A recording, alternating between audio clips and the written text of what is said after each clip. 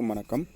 நாம் இப்போ என்ன பார்க்கலாம்னா, இந்தியாவின் முதல்னா என்னதுன்னு பார்த்தீங்கன்னா, ஒவ்வொரு விஷயத்துக்கும் ஒவ்வொரு பதவிக்கும் சரி, இந்தியாவின் முதல் தலைவர் இல்லை முதல் பிரதமர், அதே மாதிரி முதல்ல இந்த விஷயம் யார் செஞ்சால் முதல் பதவி என்ன அப்படின்ற மாதிரி ஏதாவது இருக்கும் இல்லைங்களா, அது யார் எந்த இது அப்படின்றத நாம் பார்க்கலாம். சரிங்களா?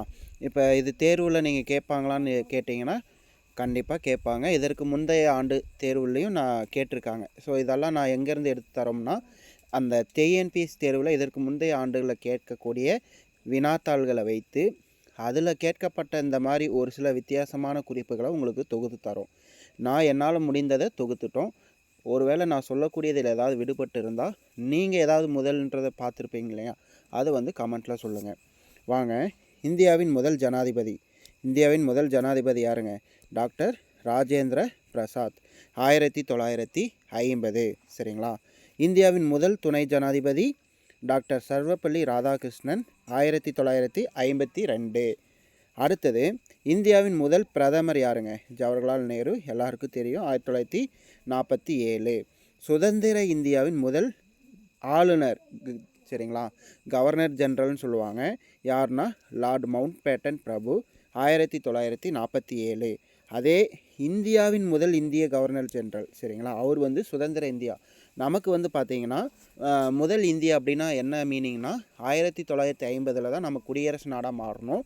அதுக்கப்புறம் யார் நம்மளுடைய இந்தியாவை சேர்ந்த முதல் கவர்னர் ஜெனரல் பார்த்தீங்கன்னா சி ராஜகோபாலாச்சாரி, 1948. ஸோ இவர் இந்தியாவை சேர்ந்த முதல், அவர் சுதந்திர இந்தியாவின் முதல் தலைமை நீதிபதி யாருன்னு பார்த்தீங்கன்னா ஹரிலால் ஜே கனியா, அதாவது ஹெச்ஜே கனியான்னு சொல்லுவாங்க, 1950.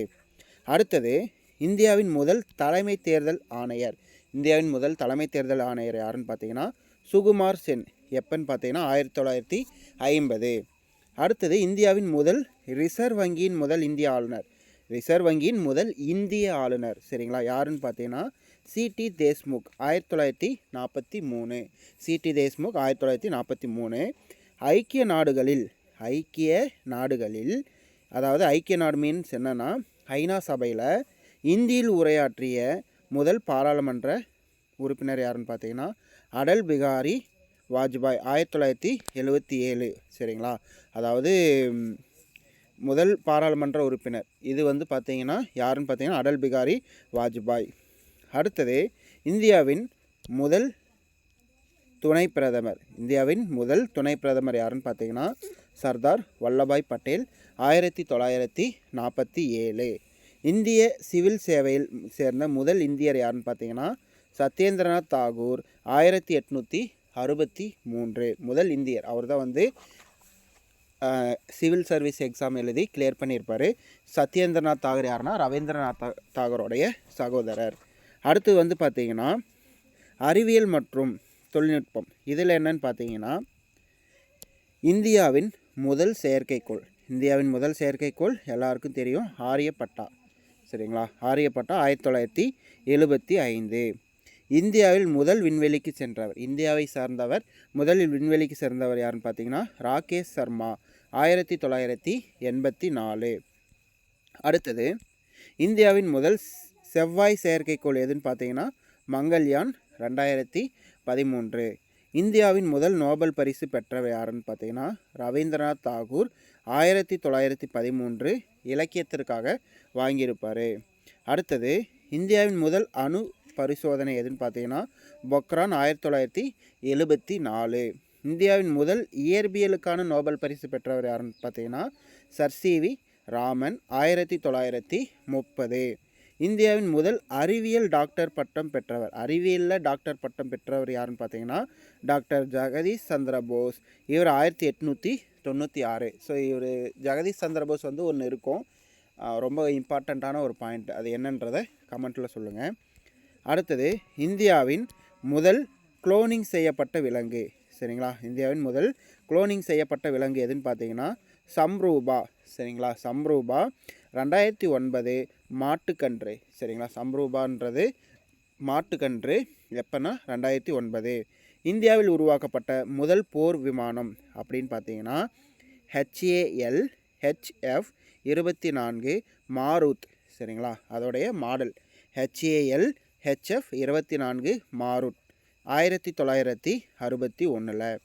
இந்தியாவிலிருந்து அனுப்பப்பட்ட முதல் விண்கலம் அப்படின்னு பார்த்தீங்கன்னா ரோஹிணி 1980. மேலே நம்ம என்ன பார்த்தோம்னா இந்தியாவின் முதல் செயற்கைக்கோள் தான் ஆரியப்பட்டா.